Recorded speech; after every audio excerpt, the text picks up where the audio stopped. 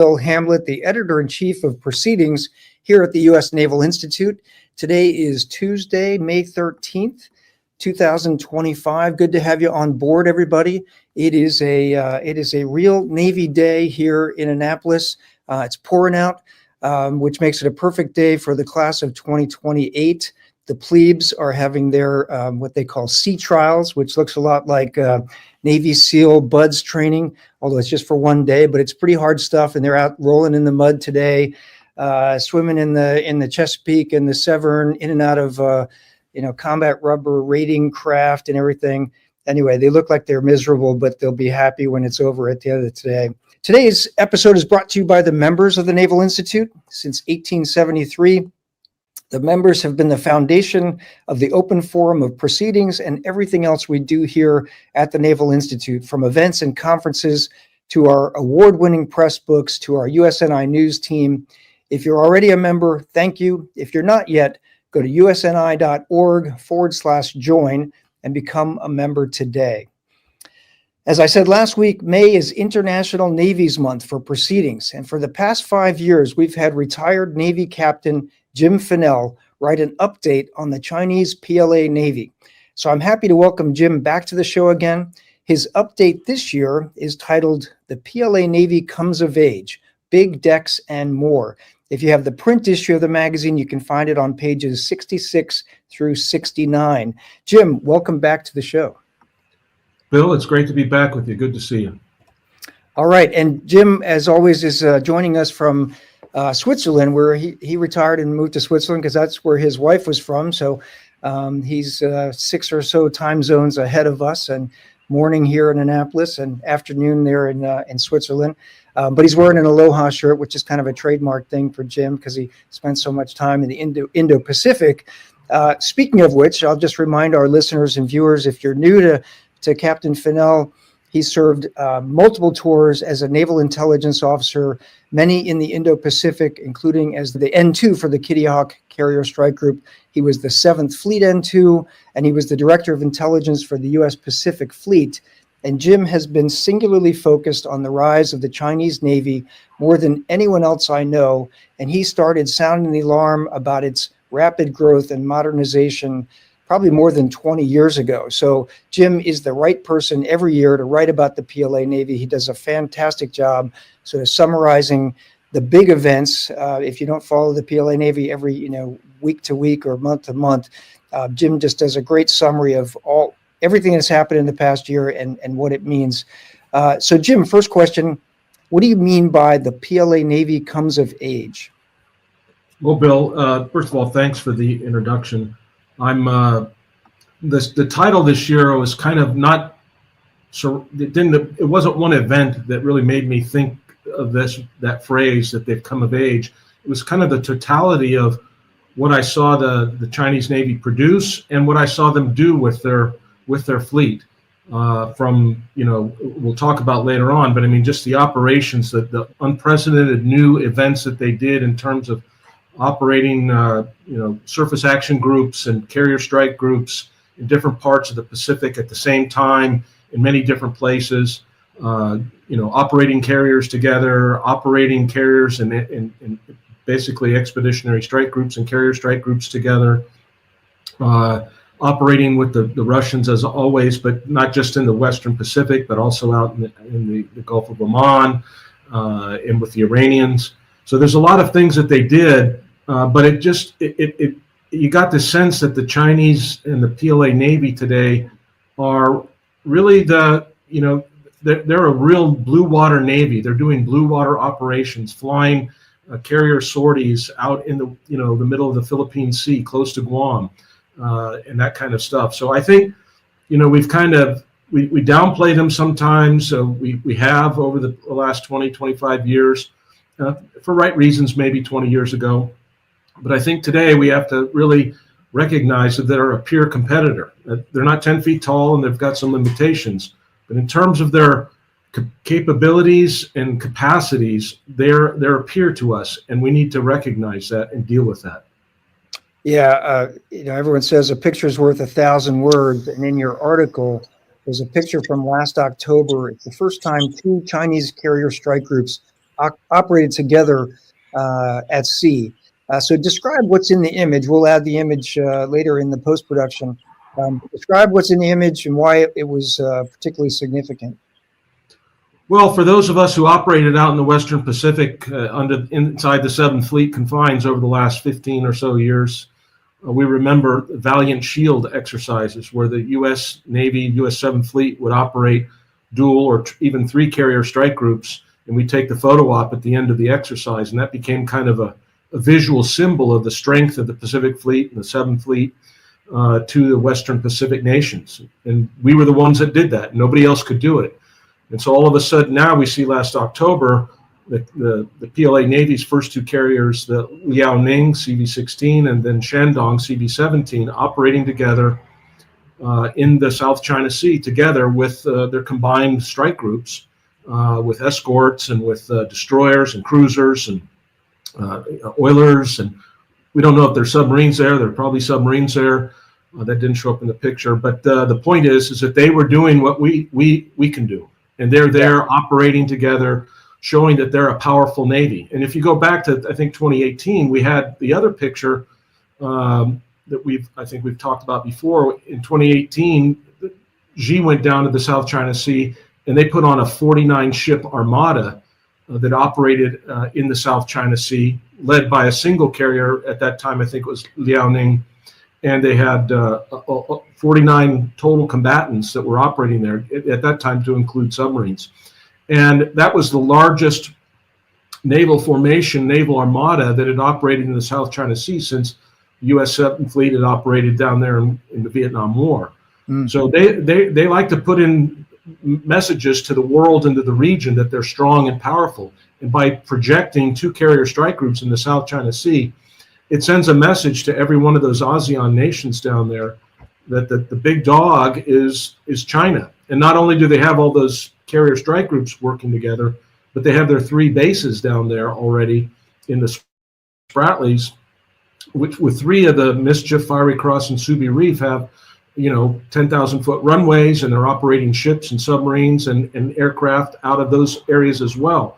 So if you're the Philippines, if you're Vietnam, if you're any other nation down there, or a visiting nation coming through, Canada, Australia, whatever, India, you have to recognize now that China's got kind of this headlock on the South China Sea that they did not have when I retired at the end of 2014, beginning of 2015. It's in 10 years, they've transformed themselves into being the dominant maritime force, at least in the South China Sea and inside the East China Sea. Yeah, and in that image, there's 9 or 10 J-15 fighters are airborne above the 2 aircraft carriers.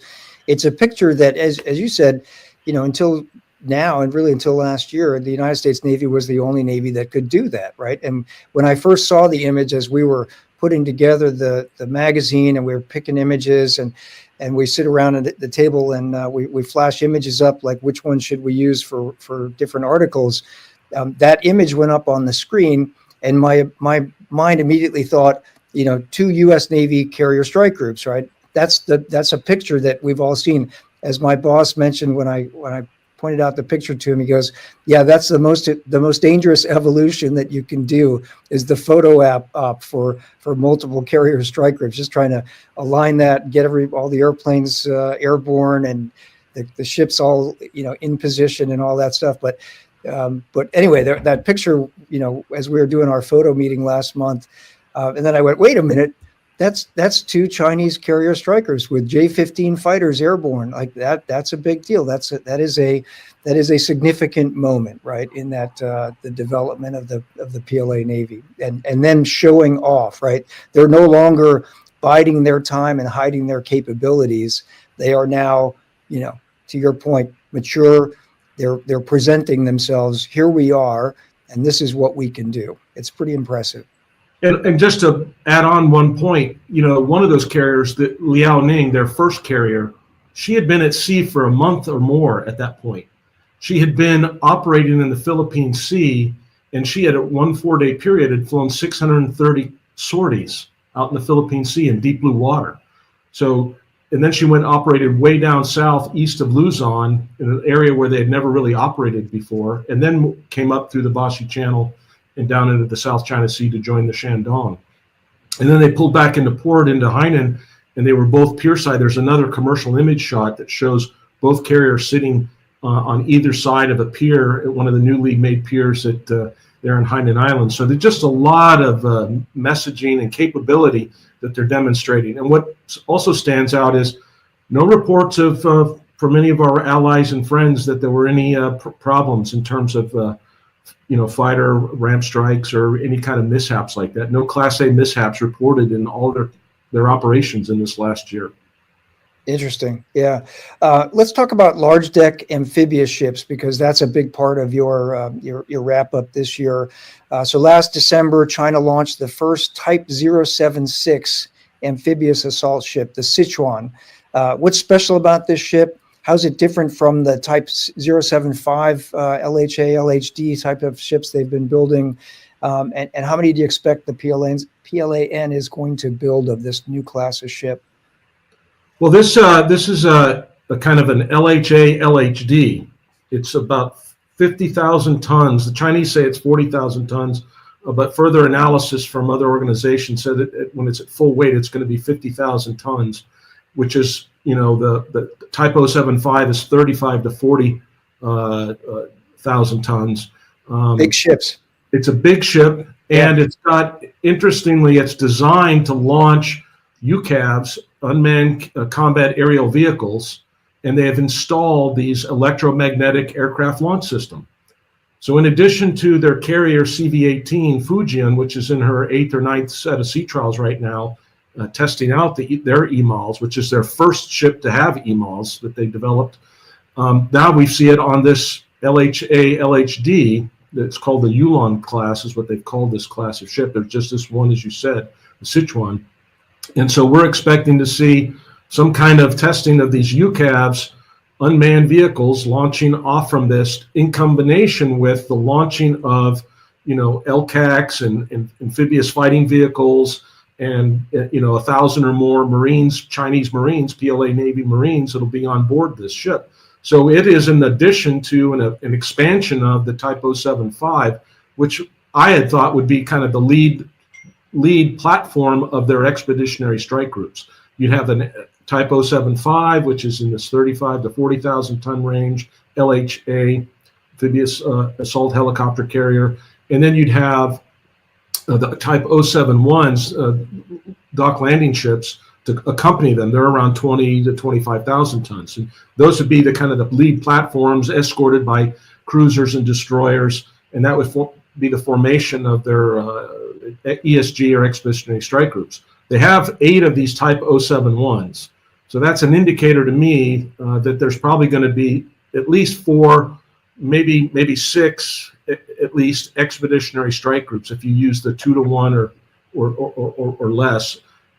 So they have some in maintenance and some in repair or whatnot. So they'll probably have at least 4 of these expeditionary strike groups. And now you have a Type 076 and 3 Type 075s, all produced here within the last 5 years. Less than 5 years, they produced 4 of these big decks, 075s, 076s. Will they produce another 076? It's possible. They kind of have this pattern of where they'll produce 1 or 2 of a platform, test it out, and if they like it, then they may go into mass production of it. It's a little bit different as they get bigger. They not like the smaller Type 054 Alpha Zhangkai frigates or even the destroyers, where they can pump those out of the 056 corvettes, the Zhangjiao corvettes. Those they can pump out much faster after they build a couple and recognize that that's the platform and design that they like. This may take a little bit longer, but I wouldn't be surprised to see more of these.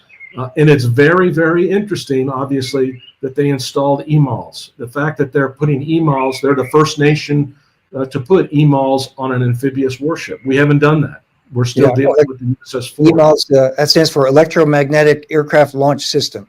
Correct. Right. So it's catapults, but they're electromagnetic rather than steam catapults. Similar to the USS. And it made a specific point to say arresting as well. So there's something to do with electromagnetic arresting wires as well, which is a whole much more complex.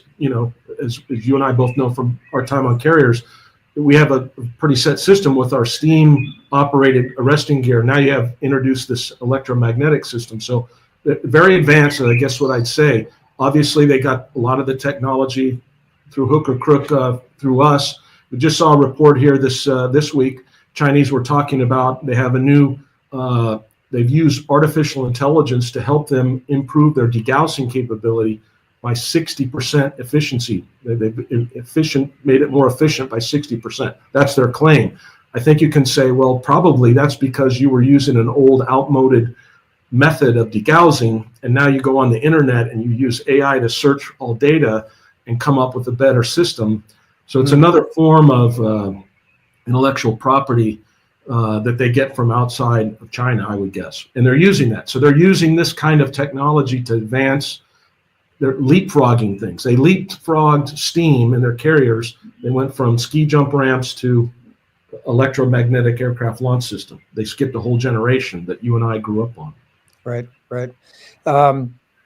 So you're right that the growing size of the Chinese amphibious fleet reflects the seriousness with which the Central Military Commission is heeding Xi Jinping's directive to have the capability to take Taiwan. So expand on that a bit, because there's a lot of discussion about, can China take Taiwan? Would they take Taiwan? What's the timeline and all that stuff? But they're growing they're growing an amphibious fleet. And we just talked about that with the Type 075s, the Type 76, and the Type 071s, right? But they're building that capability that Xi Jinping said, I want this capability. Right, and then you add in the civilian roll-on, roll-off ferries that we've seen used in exercises. You add in this new platform, the Shuqiao bridging platforms that we saw that just came out this summer. Sorry for the ring. It's okay. These new bridging platforms, those are about 1,000 feet long, over 350 meters long, and they're being used to make that last mile to the beach, or the last 1,000 yards to the beach. It was one of the knocks that the PLA always had, was they don't have the amphibious lift. Now they've built lift. They're using civilian lift. And then there was the criticism, well, they can't get across obstacles that are on the beach that Taiwan would put together, whether they're man-made obstacles or the natural obstacles, they're rocks or whatnot. Now with these new bridging systems, they can get across those, over those, and start driving in amphibious fighting vehicles and other tanks and things of that nature. So they've gone through it looks like a very complex analysis, what they call their scientific development process, where they just go in and analyze these things, and they've come up with their own plan. It's unique. Now you have the Type 076, has UCAVs that'll be used. So, in an invasion, you expect to lose platforms. Well, if you're launching off unmanned platforms, combat platforms, to go fight and do part of the invasion, if you lose them, it's not going to impede your ability to keep going, like it would be maybe if you start losing air crew and things of that nature when you try to establish air superiority. If you just lose UCAVs, then okay, you use a new one, you'll fly at a new one, and you'll just keep pumping those in across these new platforms. So it seems like they've framed the problem. They've developed a problem. They're testing the problem, as we saw throughout the year in these joint sword exercises and things of that nature. This year we saw Straight Thunder. They've renamed the exercise now. It's called Straight Thunder. So they're testing their platforms. They're testing their concepts. And I think the only thing that's left is really to see this kind of mass, if they really go into a large mass in certain areas. But again, what we don't really have, I think guys like Tom Schugert and others have done, Captain Tom Schugert, retired, has identified these civilian aspects of how the Chinese will be a total war if they decide to invade Taiwan. It won't just be the PLA Navy by itself. It'll be a joint fighting force. It's under a joint organizational construct now with the Eastern Theater Command, supported by supporting commands like the Joint Logistics Support Force and the Information Warfare Support Force. And then you have the civilian provincial governors there with their own assets, civilian assets, and control over the civilian means of providing ships and aircraft and personnel that'll all be integrated into this. Wow. Yeah. So clearly they're taking this challenge from Xi seriously, right? Whether or not an invasion is going to happen in a year, 2, 3 years, the capability is being built to do that if and when the political leaders make a decision to do something, right? We'll get back to that in a second.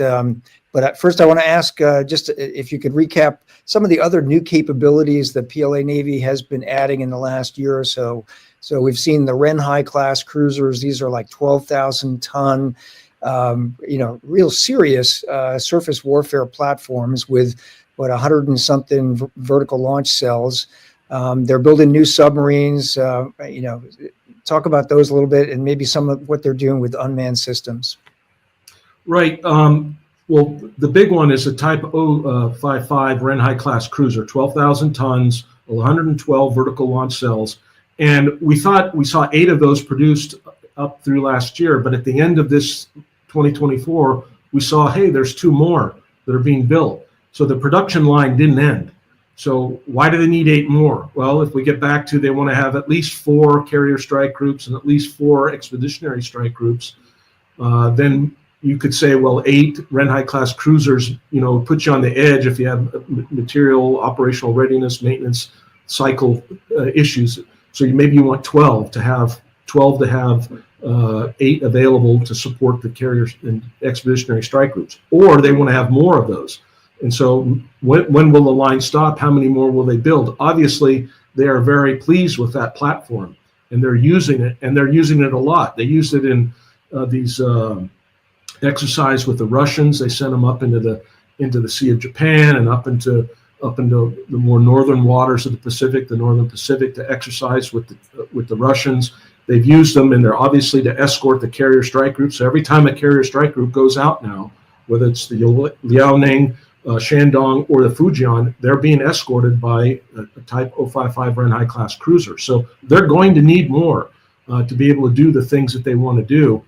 We haven't really seen them do a lot of stuff out into the Indian Ocean yet, but I think that's the next step. Is we'll start seeing more of that. Maybe they're going to start every once in a while escorting their 3 ships surface action groups that patrol the Gulf of Aden, have the Type 055 go with them.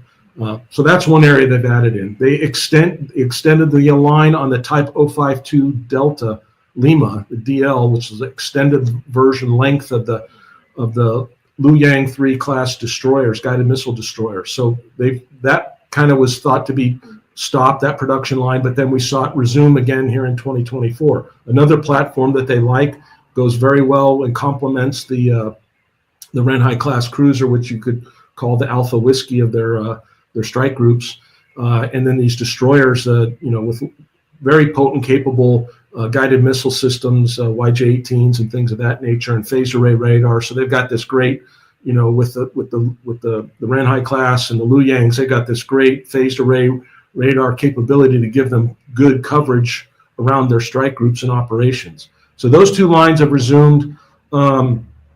They've been doing work on submarine pier expansion, both for production up in the Bohai and down in the South China Sea and Hainan, to have more space to operate their submarines. We're expecting, the new class of the type of boomers and SSNs to come online. And then there was a mishap this last year. Again, Tom found this. I was a little bit hesitant to jump on it, but he did a really good job of finding this small submarine with an X-fin on the rear and stern that apparently sank at pier site up in Wuhan on the Yangtze. And it was estimated, based on some of the writings, that it probably had a small nuclear reactor, or could have a small nuclear reactor. So this thing sank at the pier. We haven't seen it since then. But the point is that the Chinese are, in all facets of naval warfare, they're not sitting still. They're moving forward. They're developing new platforms, new systems, new testing. Putting a small nuclear reactor on a small, or I don't want to call it a midget submarine, but a small boat like that is something that I don't think a lot of people had anticipated. There was some writings that had come up in 2017, 2018 from a Chinese admiral that a few people in the open source world had found, Rick Fisher to be specific. But we didn't really, I think, as an institution, recognize that these new things were coming. So it just, everywhere you look, they're testing and making new things. There's just a new article out this last week from Andrew Erickson about a new space event support ship that will help provide support for all their, their space launches. And so they're improving platforms that they've had already for 20 years. They're now making a new version of it, making it better, bigger, better systems, better technology. How about on the unmanned side? Like, what are you seeing for, naval unmanned aircraft, unmanned surface vessels, and maybe even unmanned undersea vessels? They are moving forward in those areas as well. I don't have a lot of the depth of the information on those, but I do see them reporting on unmanned systems from underneath the sea, on the sea, and above the sea. This carrier, the amphibious carrier, the Type 076, that's a platform that they think is designed to support unmanned carrier combat aircraft vehicles. So that's one area. The surface vessels, we see a lot of reporting on it. I haven't seen a lot of operational reflections of that. I just see reporting from the Chinese that they're developing these systems. We know that they like the drones and things of that nature. We'll see a lot of drone activity in China, just in the commercial and public sector, but we're seeing the reflections of it in their writings about what they're building. So it's going to be integrated. So some of these ships, maybe the Type 076, in addition to having unmanned aircraft, will have unmanned surface vessels or unmanned amphibious landing craft. Who knows? But they're very much moving into this idea. We talk about distributed maritime operations on our side. I think they have the same vision and goal to do the same kind of thing, where all their systems and platforms are networked together to operate together and to execute their mission, almost from some kind of grand strategic plan where somebody could control it from back on the mainland, if you will. That'll be an achievement that I think a lot of us that go to sea will be interested to see how well they could exercise this and show it to us. Yeah, absolutely. So a couple of high-profile news stories over the last few months. I just wanted to ask your opinion on them. So the first is the security situation in the Red Sea, the Houthi attacks on commercial shipping. We've seen the USS Dwight D. Eisenhower, other carriers. Now it's the Truman. They're conducting strike operations against the Houthis, protecting international maritime shipping, etc. But the Chinese, they've got a counter-piracy task force in the Fifth Fleet, what we call Fifth Fleet area of responsibility. They've got a base out there, in the Middle East that they've operated from. So they're in the vicinity with the task force, a naval task force, have been since you and I were, looking at this when I was in Hawaii and you were out in Seventh Fleet. Since that's like almost 17, 18 years ago. It's been quite some time, right? And they've kept that forward presence out in the northern Red Sea, or the northern Arabian Sea, sorry, since then. But they haven't participated. So why not? And what's their thinking on that? What's their rationale on not coming to the rescue of international sea lines of communication, free seas, and stopping that threat to shipping? Well, I think it just it's a reflection, Bill, of what their grand strategy is vis-a-vis, the United States and working with us, and they don't have any interest in doing that. Even though they say, today Xi gave a speech at some event and talked about China's leading world peace and security and prosperity, and that's what China's all about. But they have done nothing. They've lifted zero fingers to help in this Red Sea, Suez Canal, Houthi fight area. But they did have enough wherewithal to send ships to do an exercise with the Russians and the Iranians in those same waters here last year, and this year they've done it 5 years in a row. It's called Maritime Security Belt. So they did Maritime Security Belt 2024 last year with over 20 combatants across these three nations. These three, some would say, are hostile nations to the United States, but they didn't do anything to help keep those waterways open. It was the United States is the one that has done that, and our carriers.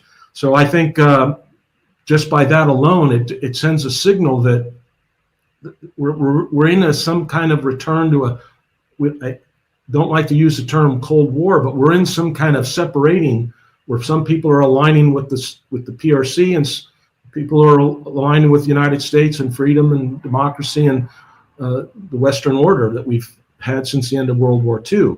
So, and it's a signal, I think, that says, hey, China, Russia, Iran, we are together, and we're not going to be intimidated by the United States, and we're not going to sacrifice anything to help you guys. You guys want something, you want the free flow of goods that go to Europe, and the fuel and oil and all of that comes through those waterways of the Suez and the Red Sea, then you can patrol it.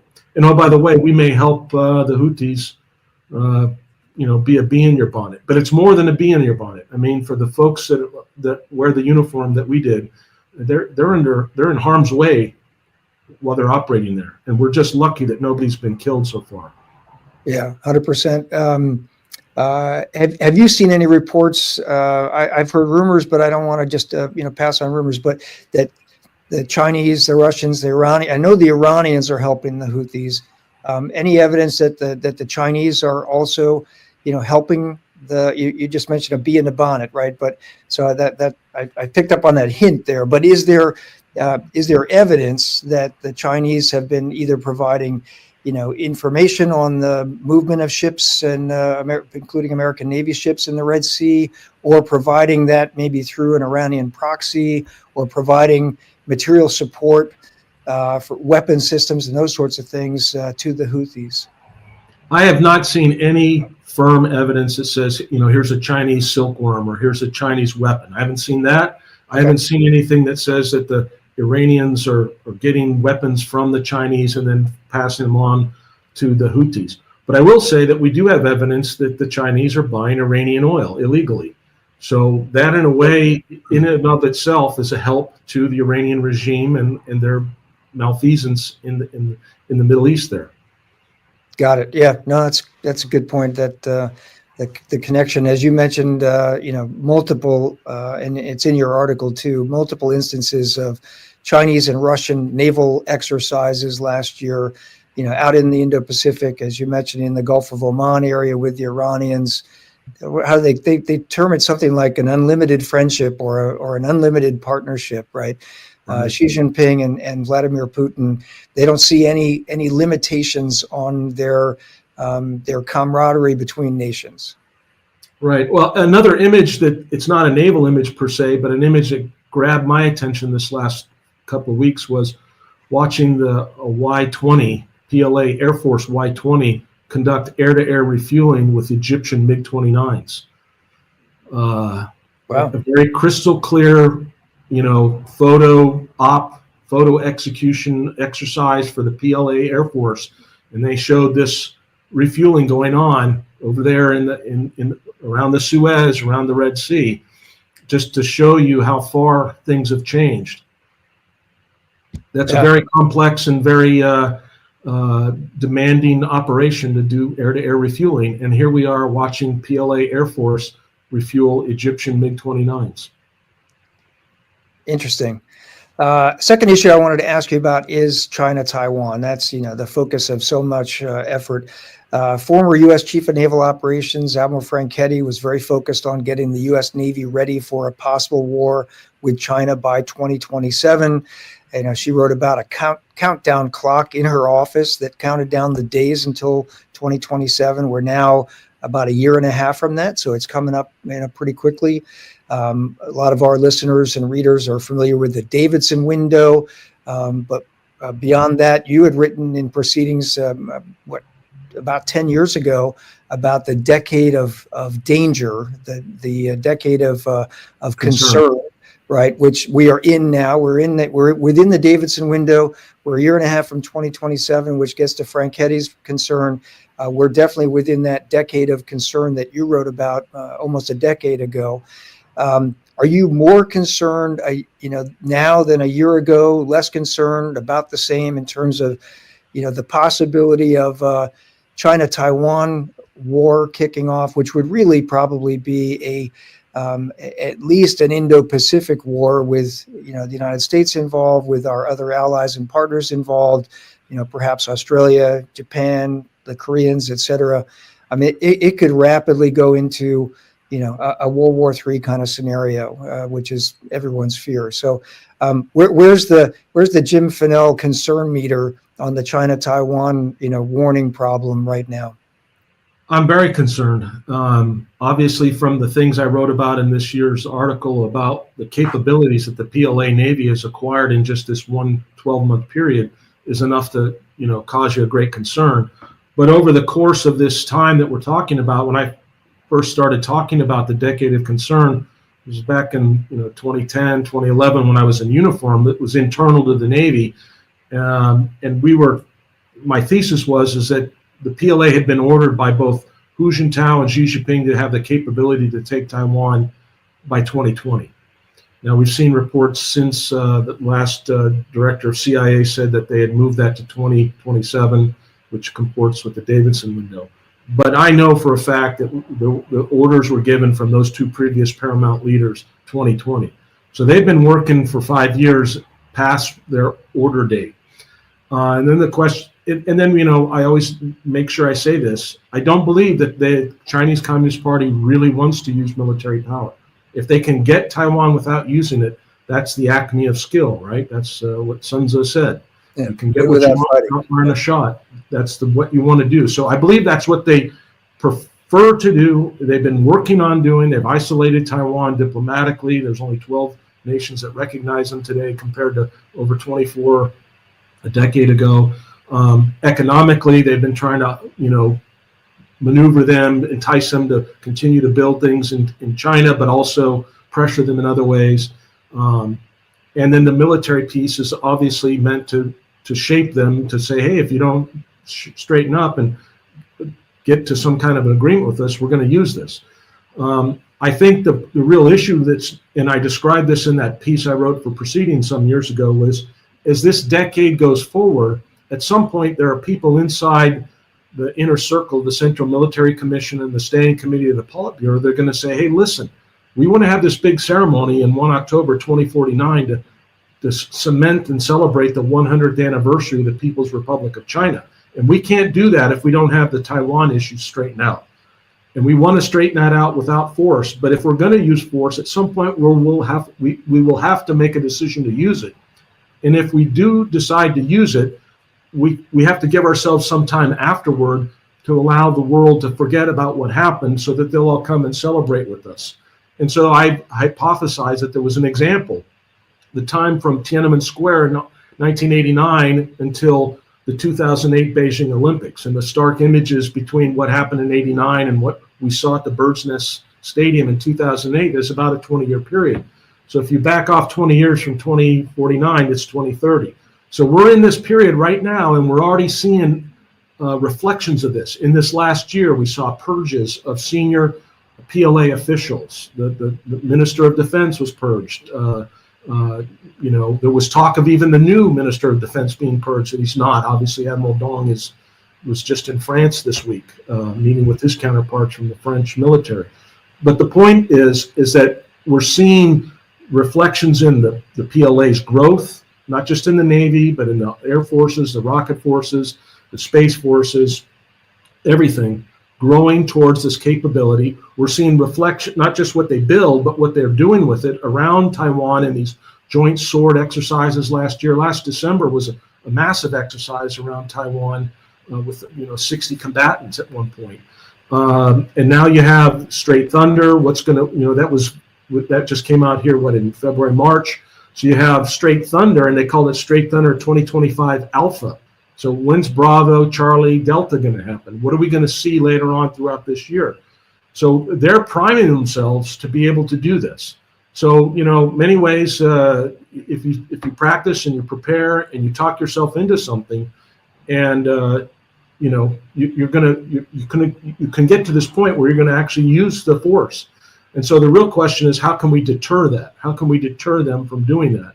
And so we have a lot of things to do, but from my perspective, one of the things we need to do is to have more ships and submarines and aircraft from the U.S. Navy out in the Pacific.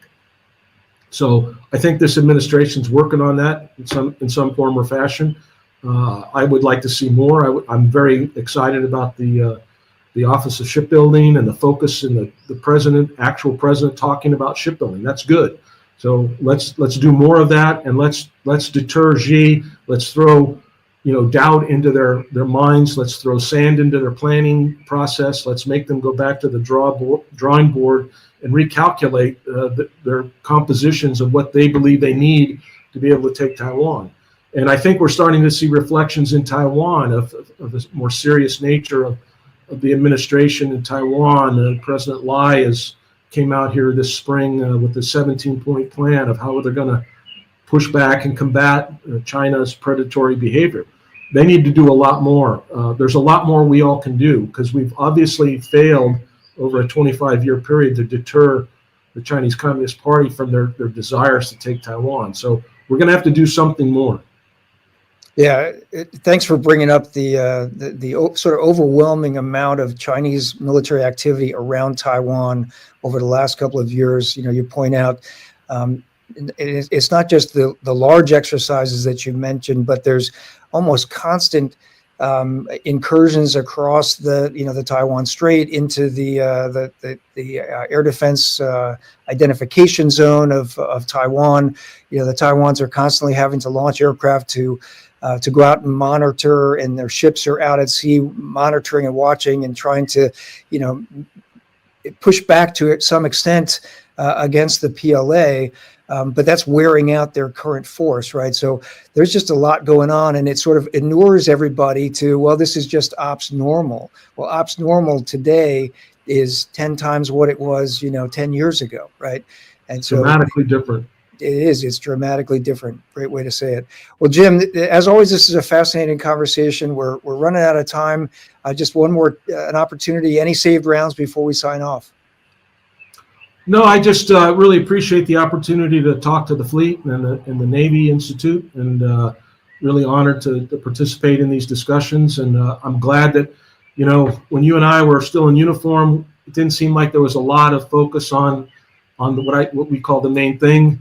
It seems like we got a lot of focus on the main thing now, and that's good. And I just hope it's not too late to be able to stem this, which you said would be a catastrophic event if they were to go ahead and launch an invasion. So we don't want that. We don't want war, but we can't shy away from deterrence. That's the main thing that we need to be able to do. Yeah, and as you and I learned in our careers, the only way to prevent war is to be prepared for war, right? So, Amen. Got to be ready for it. All right. Well, my guest today is our go-to expert on the Chinese PLA Navy, retired U.S. Navy Captain Jim Fennell. Jim, thanks for your annual update on the PLAN in proceedings, and for your time on the show today. Well, thank you, Bill. Great to be with you. All right. Well, May is always exciting here in Annapolis. We have our annual meeting for the Naval Institute, our 152nd annual meeting, the Blue Angels show, and the Naval Academy class of 2025 graduation. And then we'll welcome our first group of summer interns here at the Naval Institute the following week. This episode is brought to you by the members of the Naval Institute. Since 1873, our members have been the foundation of everything we do, from proceedings to events and conferences, press books, and USNI news.